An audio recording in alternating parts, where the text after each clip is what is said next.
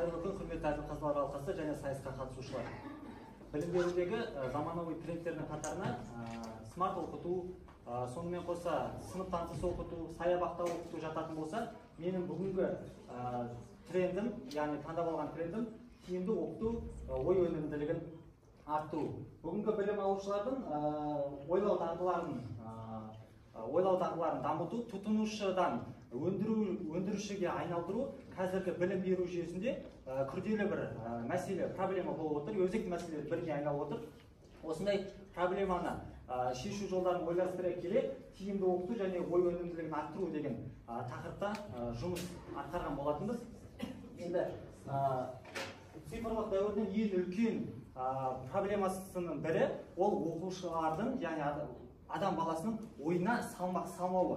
Яғни бұл жерде бір парадокс ұсынғым келеді. Ойына салмақ салмаған адам бойына салмақ салатын болады. Осы орайда ұстаздың басты ұстанымы оқушының бойына емес, ойына салмақ салып, оны ойландыру. Яғни ой өнімділігін арттырудың жолы тиімді оқыту стратегиясын қолдану. Таныстыруымды бастамас бұрын, алдымен біз сіздерге мынандай бір сұрақ қойғым келеді. Ұстаздың шәкірттің алдындағы шәкіртке беретін ең үлкен сыйы ол не деп ойлайсыздар? Сіздердің алдыларыңызға QR код берді, әріптестерім таратып жатыр. Осы сұраққа жауап берсеңіздер, таныстыруым сонда осы сұраққа қайтадан оралатын боламыз. Қазақ сарбазының 5 қаруының бірі садақ пен жебені өзіме алгоритм ретінде қолданып таныстыруымды бастасам. Бейне жазбаға бір көңіл аударсақ.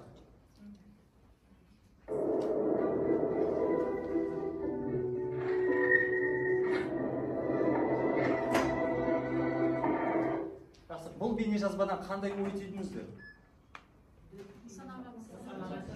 Жақсы, рахмет. Яғни, өмір жебе секілді кейде мақсатқа жету үшін бізге артқа шегінуге тура келеді. Тарихын білмеген ел болашағын болжай алмайды демекші, тарих пәнінің мұғалімі ретінде ата-бабамыздың өткен өмірін бүгінгі ұрпақтың санасына сіңірді, нысанаға қойдым. Айқын мақсат қойылғанда ақыл ой радары оған жетуге қажетті мәліметтерді іздеп, назарын сол іске шоғырландыра бастайды. Ал менің алға қойған нысанадағы мақсатымен жетуде 4 өлшемді білім беру жүйесі тиімді деп есептеймін. Ол білім, қабілет, мінез, мета оқыту. Осы төртеуі 21-ші ғасырда адам баласын өрге жетелейтін мәселелер болмақ. Біріншісі, бізде білім. Білім ол қай кезде құнды бола алады? Білім пайдалы болған кезде құнды болады. Яғни, оқушылармен бірінші жебемді оқу бағдарламасындағы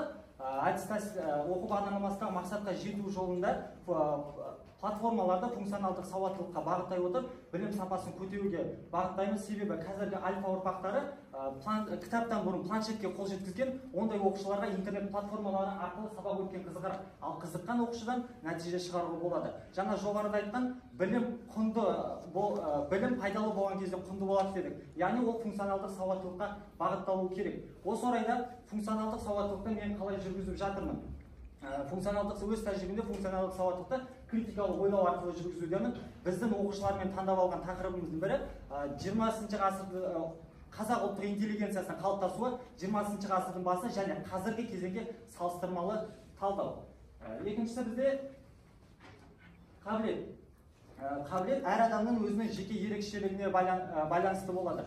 Осы орайда соңғы статистикаға сүйенетін болсақ, білім алушы соңғы статистикада 8-ші және 10-ші сынып оқушыларының ұл балалардың сабаққа деген қызығушылығы нашарлап кетеді екен.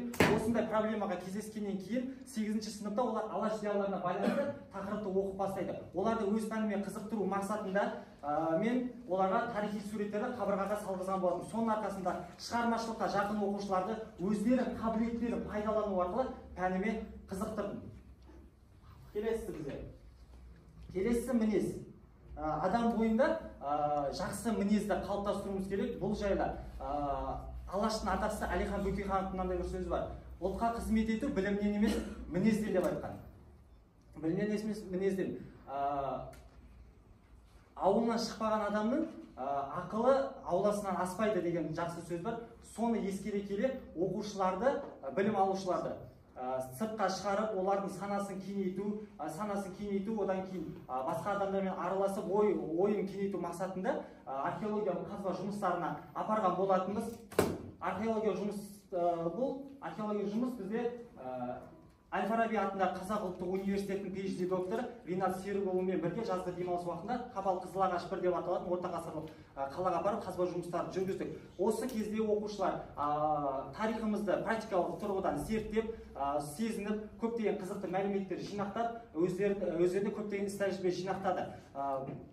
Осының арқасында оқушылар археологиялық вайбқа толы эмоциямен қайтқан болатын.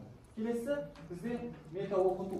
Бұл рефлексивтіге алып келеді, тиімді болып табылады. Осы жерде менің өзімнің атқарып жатқан жұмыстарымен бөліскім келеді. Ұстаз заманауи ағымға бағытталған тұлға болуы қажет. Яғни қазіргі таңда ұстаздардың барлығына республика көлемінде іс тәжірибе тарату мүмкіндігі туа бермейді. Бірақ дей тұрғанмен кез келген тығырықтан шығуға болады. Осыны ескере қазіргі таңда бізде көш бастап тұрған жерлер TikTok және YouTube болатын болса, мен өзімнің жеке TikTok каналыма сабақтың барысындағы және әдіс тәсілдердің видеоларын салып, әріптестермен бөлісудемін. Одан кейін екіншісі бізде YouTube болса, YouTube'да да осындай толық метражды видеолардың барлығын салып, яғни сабақ барысында түсірілген әдіс тәсілдердің барлығын салып, көптеген қаралымдар жинап, YouTube каналым монетизациядан өтіп, Америка құрама штаттарымен келісімге келді. Қазіргі таңда қосымша табыс көзі болып отыр. AdSense-тен келген хат оған дәлел болып табылады. Енді осындай жұмыстарымды көрген оқушылар менің жұмысыма қызығып, олар өздері де тарихтаны зерттеуде жас ғалым деген жобаны ұйымдастырып жасады, және де өздері YouTube каналына соны салып жатыр. Енді көріп тұрғаныңыздар мета оқыту осы жақта жүргізілуде. Енді қараңыздар, YouTube, TikTok'ты біз пайдаланушымыз, бағана жоғарыда пайдаланушымыз. Енді өндіру жағынан келетін болсақ, осыны ойластыра келе өзінің жеке сайтымды ойлап шығардым. Ізденбас Education деп аталады. Бұл менің өзім жеке сайтым. Және де әріптестермен бөлісу үшін сабаққа қажетті қолданбалар, квиз-тест және дидактикалық ойындар атты шағын жинағымды жасаған болатын.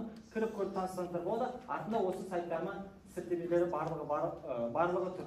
Осындай жұмыстармен бөлісу мақсатында облыстық тамыз кеңесінде білім берудегі цифрлық инновациялар атты көрме ұйымдастырылған. Сол көрмеде менің жұмыстарым көрсетілді. Енді әріптестер, жаңа жоғарыда айтқан сұраққа оралайықшы. Ұстаздың QR код арқылы жауап берді ме? Ұстаздың шәкіртіне берген үлкен сыйы не? Тәрбие, білім, жақсы. Барлықтарыңыз тәрбие, білім деп көптен жазыпсыздар. Тәрбие мен білімді біз беруге міндеттіміз. Келісесіздер ғой? Тәрбие мен білімді беруге міндеттіміз. Енді біздің үлкен сыйымыз не? Баланың өзін табуға, өзіне ұқсауына мүмкіндік беруі ұстаздың шәкіртіне берген үлкен сый болып табылады. Яғни біз баланың тұлғасында белгілі бір қалыпқа салуға, оны біз сияқты болып, біз сияқты ойлануын қаламауымыз керек. Әр адам өз еркімен өзі ойланатындай, өзі ой айта алатындай тұлға болып қалыптасып тұрғанды дұрыс деп санаймын. Таныстыруымды қорытындылайтын болсам, ұстаздың басты ұстанымы оқушы ойына салмақ салу, оны ойландыру. Ой майданында еркін, өз ойын еркін айта алатын тұлға болып қалыптастыру. 4 өлшемді білім беру жүйесі арқылы ой өнімділігін арттырамын. Енді көрдіңіздер, мен осы жерде нысанаға қойған заттардың барлығын айттым, нысанама 4 түйдім. Назар салып тыңдағандарыңызға рахмет.